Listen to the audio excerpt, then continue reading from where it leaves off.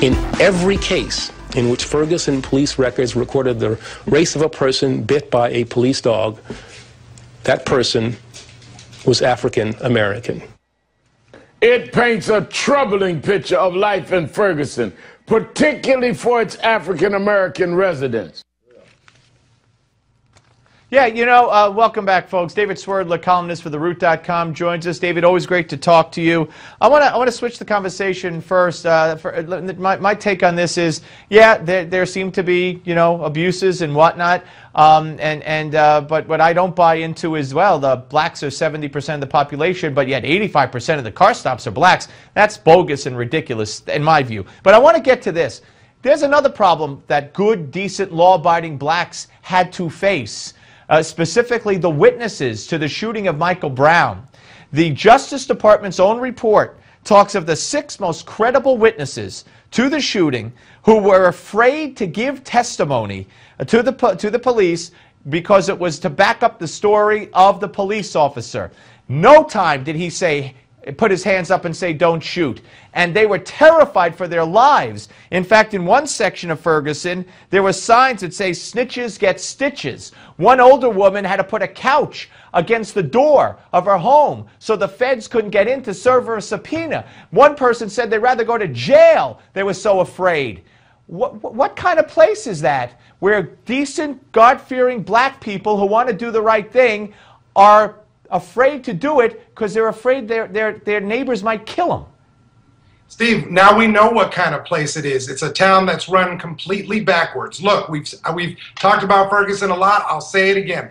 There's no justification for violence, citizen on citizen, citizen on police, police on citizen. There's no justification for that. People who wanted to testify to what they believed should not have been in fear. They should have been able to do that as their duty as citizens. That being said, you've got to put some of the blame for everything going on the climate that was illustrated in that report. Police repressing citizens. There is some validity to this idea that if the majority, if there's 70% of the citizens are black and 85 or more percent of the arrests are black, that does go to suggest there's intimidation, there's police corruption, there's racism in the police department. How do you figure that? When you got over 4,000 black, when you got a town of 20,000 or so, and you got 4,000 whites, whatever. Look at the big cities, New York, Chicago, whatever. Blacks commit crimes and murders. I think Larry Elder told us yesterday 95% of the murders, where they're 33% of the population in Chicago. So what does that mean? So probably 95% of those arrested for murder are black, when they're only 33% of the population. Should we set a quota and let them murder and not arrest them? What kind of nonsense is this? No, Steve, you're putting words in my mouth. We're talking about all crimes: car stops, traffic, drugs, crimes that aren't crimes. So blacks commit the more crimes. So blacks are committing most of the crimes. So? No. The fact that most of the arrests were black does not mean that most of the crimes were black. Maybe most of the crimes were black, but it would follow that the percentages in terms of crime would be similar, black to white, but in fact the arrest rates were much higher for black people. That doesn't mean that all the black people arrested were innocent. I'm not saying that. It means that the police were focused on policing black people, on citing black people, on getting black people's revenue for their traffic stops into the city coffers, and not evenly serving and protecting the community. That's what David, I don't understand how you could say that, because if I'm telling you that 95% of people arrested for murder, if I'm telling you that in Chicago, 95% of people arrested, and again, this is what Larry Elder said, I think it was Chicago, arrested for murder are black, when they're only 33% of the population. So are you going to then say that, oh, cops are only interested in arresting black people who commit murder and not whites? How could you make the judgment that white people are committing crimes in Ferguson and not being arrested for it? How do you make that judgment?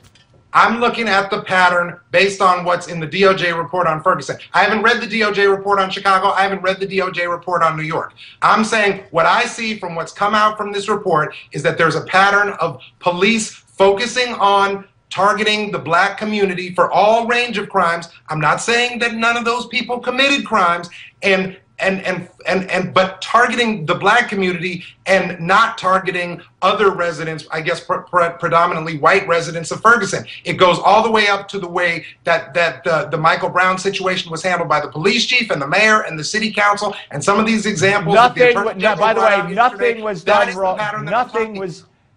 Nothing was done wrong in the Michael Brown case whatsoever.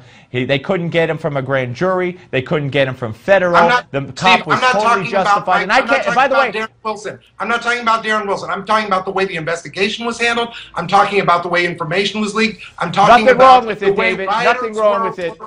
Nothing. Rioters were a problem. David, I got to go. We'll do it again. David Swerdlick, folks. Don't go away.